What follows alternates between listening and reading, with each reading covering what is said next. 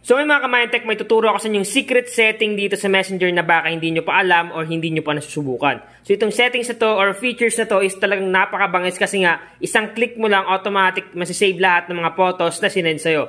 Hindi na tayo magmamano-mano pa kasi nga di ba napakahirap mag-save ng mga sinend sa ating photos once na pa isa-isa, lalong-lalo na kung napakadami. Make sure lang na panoorin nyo yung video hanggang matapos para malaman nyo kung ano yung secret settings na yun.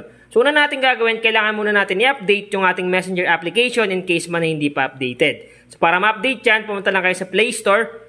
Click nyo lang tong Play Store, then pag nag-open na yung Play Store, pumunta naman kayo sa may search bar or search engine sa baba. So eto yun, click lang natin. Then pumunta kayo sa may search bar, click lang natin yan, at i-type lang natin dito yung Messenger. So once na ma-type mo na yung Messenger, automatic lalabas dyan yung result pag sinearch mo. Once na may makita kayo ditong update, i-click nyo lang yung update. Para in case man na may mga bagong features, mga bagong settings, or updates sa Messenger, automatic magkakaroon ang inyong Messenger application sa inyong device. Once na tapos na mag-update, i-click mo lang tong open. So click open, automatic mareredirect ka sa inyong Messenger account. Ngayon, sunod natin gagawin is pumili lang tayo dito ng mga friends natin. Kunyari yung kaibigan mo is nag-send sa'yo ng napakaraming pictures, mga more than 100 photos. So ano ba, napakaraming photos yung sinend sa'yo, ngayon isi-save mo siya siyempre sa inyong device kasi nga importante sa'yo yung picture. Kaso ang problema, napakadami. Hindi mo kagad kaya i-save kasi nga kung mamanumanuhin mo, napakarami. So kunyari may nag-send sa inyong kaibigan nyo napakaraming photos katulad nito. So napakaraming photos dito. So halimbawa nag-send sila sa inyo ng napakaraming photos sa inyong Messenger account at gusto mo i-save sa inyong device, pero napakarami, halimbawa more than 30 or more than 100, napakaraming photos. So paano nga ba i-save yan in just one click lang? So ngayon ituturo ko sa inyo kung paano i-save yan ng isang click lang. Hindi ka na magmamano-mano pa katulad nito. Halimbawa mag-save ka, i-click mo to at aantayin mo na may lumabas na save dyan. So napakarami, halimbawa nag-save image ka dyan, mamanu-manuhin mo, napakahirap niyan, nakakatanglay at nakakaboring mag-save kasi napakarami. Ngayon ituturo ko sa inyo yung technique dito para ma-save natin lahat ng mga photos na sinend sa atin in just one click lang. So hindi na tayo magmamano-mano pa, okay? So ang gagawin nyo lang is, halimbawa, nag-send sa inyo, kunyari ito, halimbawa sinend sa inyo, may nag-send sa inyo ng maraming photos, more than 100 or kahit ilan yan, walang problema, isang click na lang yan, masisave yan sa device mo. So gagawin ko dito is i-click mo lang yan, halimbawa sinend sa iyo, i-click mo lang. Pag naklik mo na sa taas, may makikita ka dyang down arrow. So, ito yon. Ngayon, hindi mo na siya kailangan i-click pa isa-isa. Huwag mo na i-click. Ang gagawin mo lang is, i-direkta mo na i-click dito sa may down arrow. Okay? So, pag click ko yan, click natin. Antayin natin ma-save lahat. Kung makita nyo, save 26 out of 27 images. So, ibig sabihin lang, lahat dito ng photos na sinend sa akin is na-save ko kagad in just seconds lang. Click ko lang tong down arrow, isang click ko lang, automatic na save lahat ng mga images na sinend sa akin. Kung makita nyo, nasa 26 yung na-send sa akin, pero napakabilis lang i-save. So, para may pakita ko sa inyo na na-save ko talaga siya, pumunta tayo sa gallery. Then, tingnan natin dito sa Messenger folder.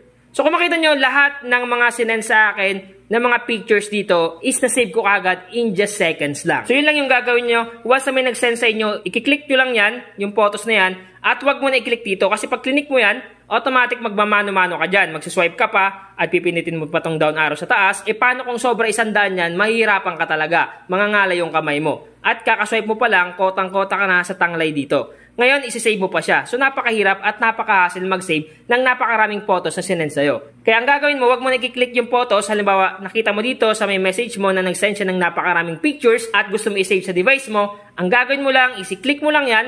At wag mo na i-click isa-isa. I-click mo kagad itong down arrow sa bandang taas sa kanan.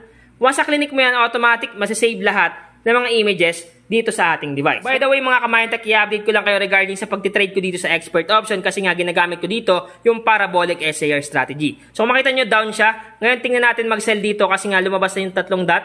So kahit apat, nilagay ko pa rin. Pero makikita nyo na talagang effective kasi nga naglagay tayo ng 995 at yun nga, yung 995 natin is profit. So yan, 995 naging 1,850. So ganun kalupit mag-trade dito sa expert option once na alam mo yung parabolic SAR strategy. Kahit para makapag-trade ka, kailangan mo lang mag-deposit. So para makapag-deposit, click mo lang itong tatlong guhit dito, click finances, then click mo lang itong deposit sa baba. At pwede ka na dito mag-deposit sa iba't ibang mga deposit channels katulad ng GCash or Binance Pay. Ngayon kung mag-withdraw ka, click mo lang itong withdrawal sa baba. Then dito naman sa withdrawal, pwede ka dito mag-withdraw through GCash or Binance Pay or kahit anong withdrawal channel. So nasa sa inyo na yun. Sa mga nagbabalak mag-trade dyan, pag-aralan nyo muna mabuti kung paano mag-trade para ma-predict nyo kung tamang lalabas sa market. At pag ready na kayo mag-trade, andyan sa baba sa may description box yung link, pwede ka mag-register dyan at mag-trade dito sa expert option. Ganun kalupit at kabangis itong secret setting dito sa Messenger na baka hindi nyo pa alam or hindi nyo pa nasusubukan. Pero kung nasubukan nyo na, mas maganda. Sa mga hindi pa nakaka-try nito, subukan nyo na para ma-save nyo lahat ng mga isi-send sa inyo, ng mga photos or images. Halimbawa may mga tropa kayo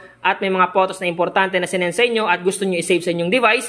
Kahit napakarami niyan, kahit sobra 100 yan, kayang-kaya mo na i-save sa inyong device in just one click lang. At automatic masisave kagad siya in just seconds lang. So kung may natutunan ka ngayon sa aking vlog, pakishare naman ang aking video sa inyong mga kaibigan, kamag-anak, tropa, kapamilya, kapuso at kahit ano mo pa yan. I-share mo din sa kanila kung paano mag-save ng napakaraming photos in just one click lang. At in just seconds lang, masisave kagad yun. Sa mga hindi pa nakafollow sa aking bagong Facebook page, pakipollow na lang yung Facebook page ko na Mindtech. Pakifollow na lang yung Mindtech din. Pag nakafollow na kayo, automatic ma-update na kayo sa mga bagong post, mga videos natin na ina-upload sa YouTube at sa aking Facebook page. Sana nakatulong tong vlog ko ngayon. Once again, Mindtech PH, thank you and God bless all.